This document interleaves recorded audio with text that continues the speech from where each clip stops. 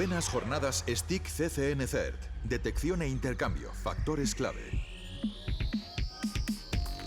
Buenos días a todos, soy Álvaro García, soy ingeniero en FireAir.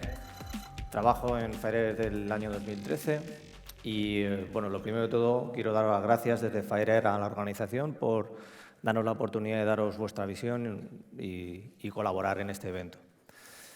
Bueno, a lo largo de los 20 minutos que tenemos por delante vamos a hacer una pequeña retrospectiva del panorama del malware, cómo afecta esto a España y, sobre todo, cuáles son las tendencias que nosotros vemos, cómo han evolucionado los ataques y qué cabe esperar de los futuros años en cuanto a las tendencias, las nuevas innovaciones y demás. Entonces, para ello, vamos a utilizar una publicación que lanzamos anualmente, que es el Advanced Threat Report.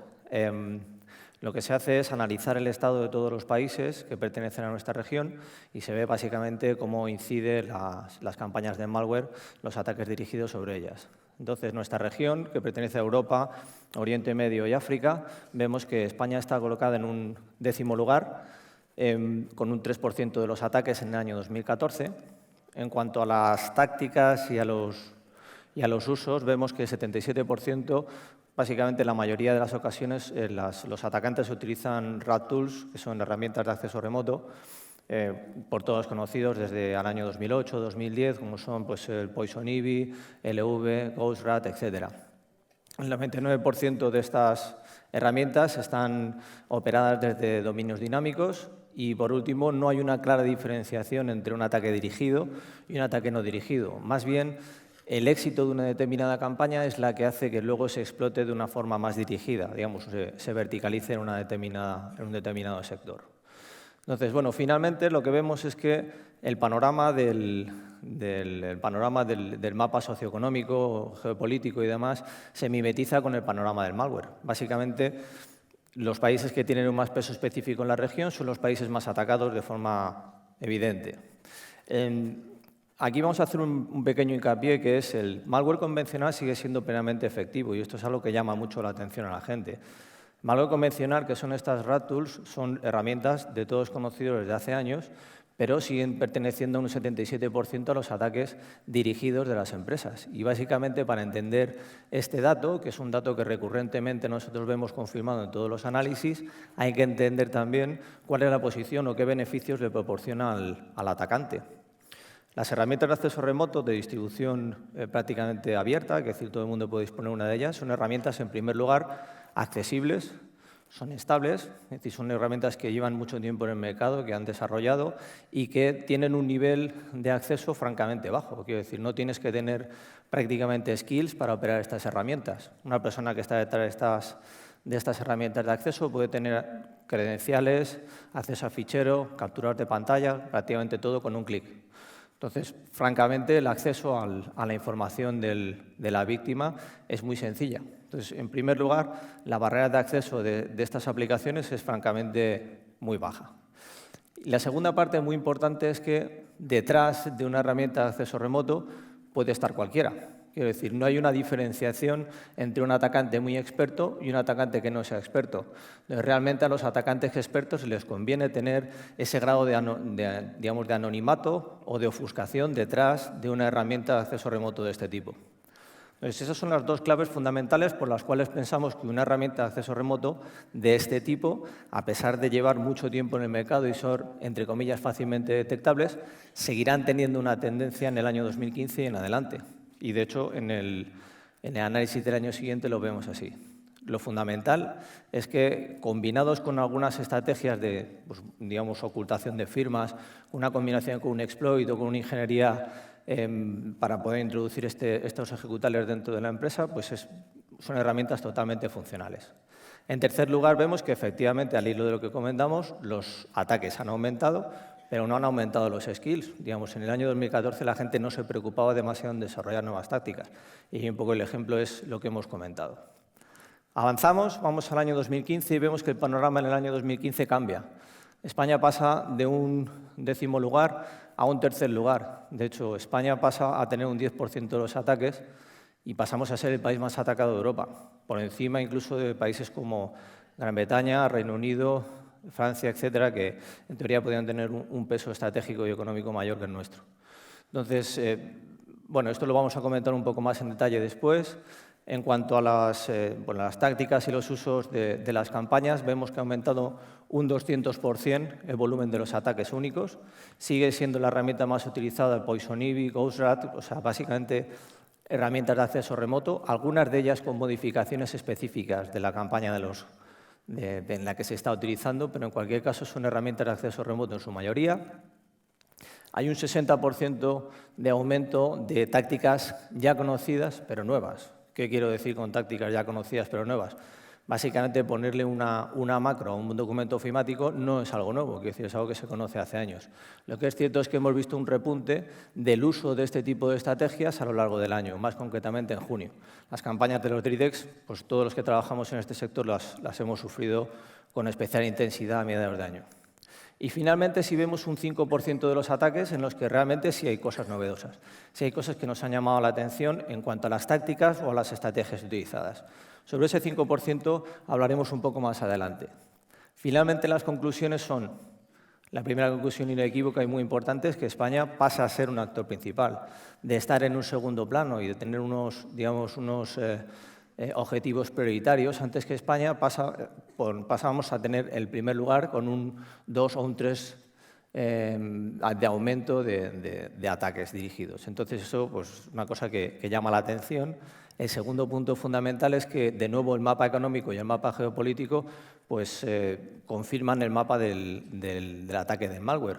La recuperación económica de España, su situación política y demás, nos han puesto en una posición prioritaria los ataques. Y el tercer punto fundamental es que, efectivamente, hay una evolución. Nosotros vemos que hay un 5% de tácticas que, efectivamente, son nuevas.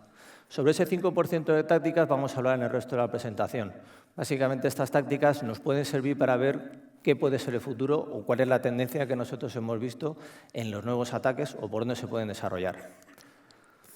Sobre estos ataques vamos a utilizar dos casos que para mí o a nosotros nos han resultado muy llamativos. El primero de los casos es el caso de APT29, que es un grupo organizado que se conoce desde hace bastante tiempo.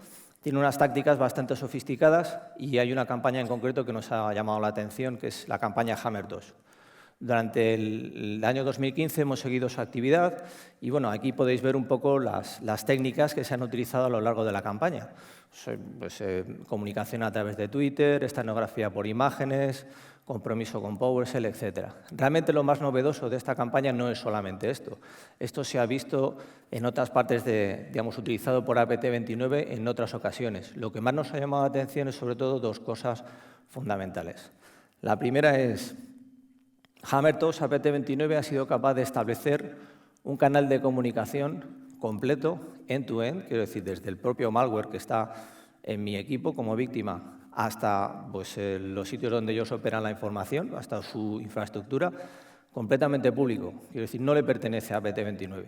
Ellos tienen un mecanismo completo para exfiltrar datos y un mecanismo completo para esos datos y esas nuevas comunicaciones exfiltrarlas sin tener una infraestructura propia. Y eso es francamente nuevo y es importante destacar. Y la segunda parte es que APT29 en Hammer 2 ha hecho prácticamente el rey del plan B. Es decir, cualquier cosa que le pase a la APT es capaz de solucionarla de forma automática. Si ellos están trazados o están monitorizados en parte de la comunicación, son capaces de modificar esa comunicación automáticamente sin modificar el malware que está instalado en la víctima, que es la parte más compleja. Entonces, ¿cómo hacen esto? Lo vamos a ver ahora en detalle. Básicamente consiste en 5 partes la comunicación entre el malware, una vez instalado dentro de la máquina, y APT29, o sea, el grupo organizado.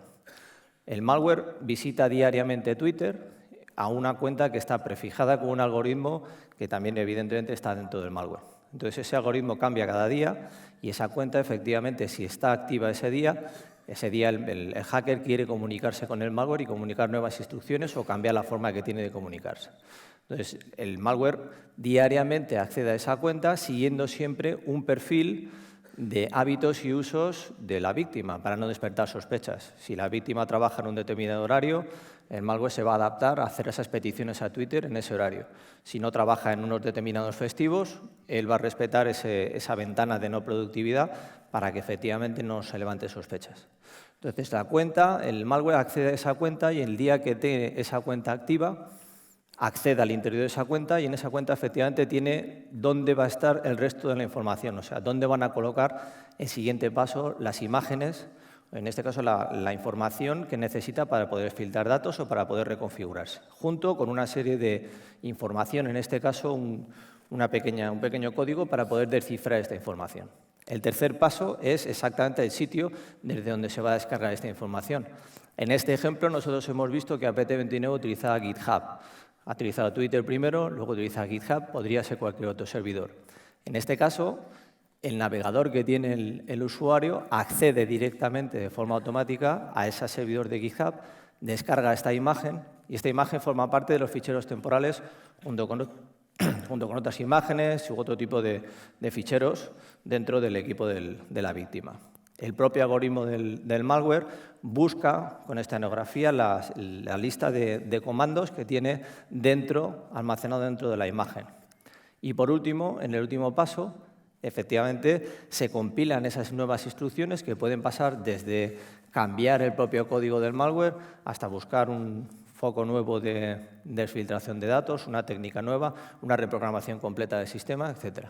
Entonces, si os fijáis, en estos 5 puntos, incluida la filtración de datos, que es el último punto en el 5, toda la infraestructura no pertenece a APT29. Es un malware que se ha reducido a su mínima expresión su capacidad operativa. Con unas líneas de código instaladas en el equipo de la víctima, prácticamente ellos pueden modificar a voluntad todo. ¿Qué ocurre si, por ejemplo, la empresa atacada sabe que hay un problema y que hay alguna actividad relacionada con GitHub, en este ejemplo? Inmediatamente ellos pueden cortar el acceso a GitHub, pero el malware sabe perfectamente que eso está monitorizando esa actuación y pueden cambiar inmediatamente, en lugar de colocar las imágenes en GitHub, pueden colocarlas en otro servidor y en ese servidor volvía a establecerse la comunicación sin ningún problema. Más allá, ¿qué ocurre si saben que la primera fase de la comunicación es en Twitter? Ellos pueden cambiar inmediatamente, en lugar de utilizar Twitter, pueden utilizar otro servidor de panel de control para seguir la filtración de datos. Lo cual esto realmente nos indica que las técnicas utilizadas, sin ser novedosas, nos indican 2 cosas. Son un equipo muy preparado, un equipo muy profesional y además han hecho un malware francamente resistente. En cualquiera de las contingencias, en cualquiera de los casos, es capaz de modificar y de salir adelante. Este es el primer ejemplo y es un ejemplo llamativo. Creemos que era importante para explicar la tendencia. Y vamos al segundo ejemplo, que es el caso de Witchcoven. En Witchcoven nosotros no sabemos realmente quién está detrás, igual que en APT29 sí sabemos cuál era el grupo organizado y qué intereses podía tener. Nosotros solo sabemos en Witchcoven la infraestructura utilizada, que pasa por más o menos bastantes piezas. La primera de ellas es comprometer selectivamente más de 100 servidores web. Esos servidores web públicos, no ha sido aleatorio el compromiso, ha sido siguiendo un determinado patrón. Además, tenemos una serie de herramientas públicas donde se puede hacer un scripting, donde podemos hacer un profiling de la víctima y una capacidad de procesar todos los datos que se reciben. Quiero decir, estos 3 elementos por separado no nos dicen nada. Realmente, ¿cuál es el fin de Witchcoven? La campaña de Witchcoven nos llama la atención porque es capaz, en su conjunto, de hacer un espionaje a nivel masivo. No sabemos exactamente cuánta gente puede estar siendo trazada o espiada detrás de esta campaña, pero realmente está preparada para tener miles, incluso muchos miles de personas con una identificación prácticamente única. Entonces, ¿cuál es la estrategia? ¿Cómo lo han hecho? La forma de espiar es una forma bastante sutil. Se han utilizado técnicas de e-commerce, de las que habitualmente se utilizan en las experiencias de navegación cuando hacemos una compra online, etcétera, pero con un objetivo muy diferente, que es espiar a la gente. Yo puedo hacer una trazabilidad del usuario sin instalar una sola línea de código dentro de la máquina. ¿Cómo se hace?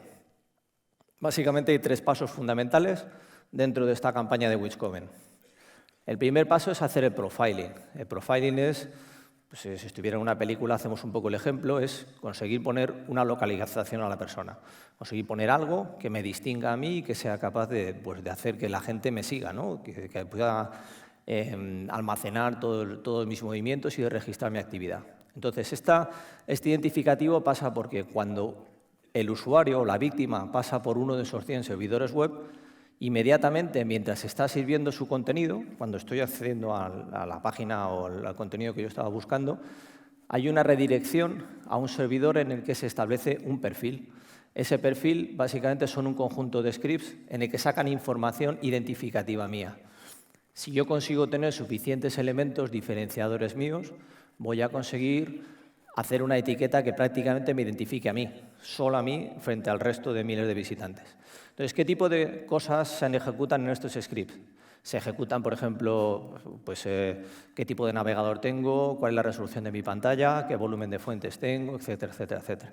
Se ha determinado que aproximadamente en el 86% de los casos consigo hacer un profiling de una única persona con un único identificativo. O sea, prácticamente en un 86% de los casos tengo una etiqueta para cada persona que navega.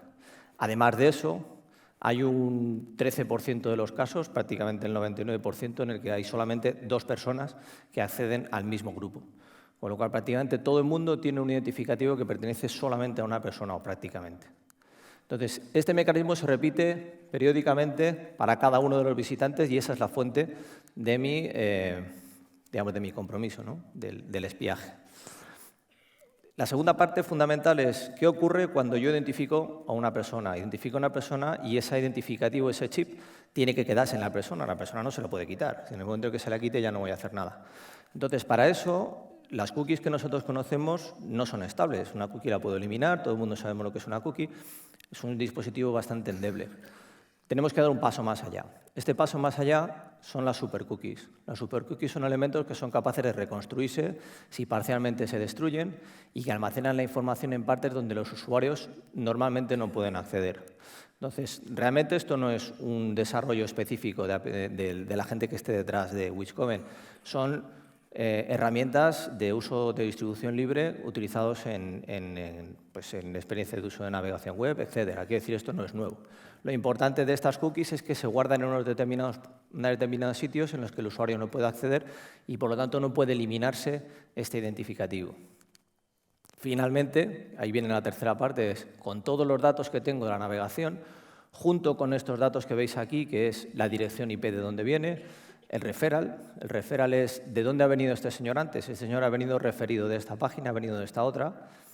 Cruzando todos estos datos, que es el identificativo de esta persona, junto con los datos que robo de los servidores web, de esos 100 servidores comprometidos, finalmente tengo que hacer un proceso como puede hacer cualquier empresa con un CRM, que hace una minería de datos.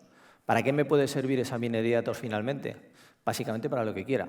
Yo puedo extraer de ahí campañas específicas para hacer un exploit, para saber cuál es la configuración de mi víctima y en el momento que sepa cuál es la configuración de mi víctima, lanzarle un ataque completamente dirigido con muchas probabilidades de éxito. Puedo también hacer un seguimiento físico. Sé dónde está la persona, sé qué tipo de gustos tiene, sé el lenguaje en el que habla. O sea, lo más probable es que pueda localizarle fácilmente. Entonces, no sabemos exactamente cuáles son los usos. Lo que sí sabemos es que la forma, la utilización y la finalidad de esta campaña dista muchísimo de una campaña tradicional de marketing o de profiling. Entonces, concluyendo, yo creo que voy bien de tiempo. Nadie me ha dicho nada, así que yo creo que sí. 5 minutos. Bueno, concluyendo, y voy un poco más rápido, lo primero fundamental que queríamos destacar en esta presentación es que el malware convencional sigue siendo efectivo. De hecho, hemos hablado ya de ello. La capacidad de ocultar herramientas conocidas por todos detrás de una modificación basada en firmas. Una amplia mayoría de nuestra tecnología todavía se basa en la capacidad de modificar las firmas y de hacer unos heurísticos muy simples. Entonces, esto, según nos comentan los informes de actividad, sigue siendo plenamente funcional. Podemos modificar muy poco las herramientas y la misma herramienta puede entrar y hacer un ataque dirigido sin ningún problema. La segunda parte es que no hay una diferenciación clara entre un ataque dirigido y un ataque no dirigido en función de la herramienta. Quiero decir, la herramienta no puede servirnos como clave acerca de la investigación y del riesgo, quiero decir, del nivel de compromiso, quién es el atacante que está realizando el ataque. Lo fundamental es que la herramienta o el estudio de la herramienta no nos puede proporcionar los siguientes pasos para remediarlo.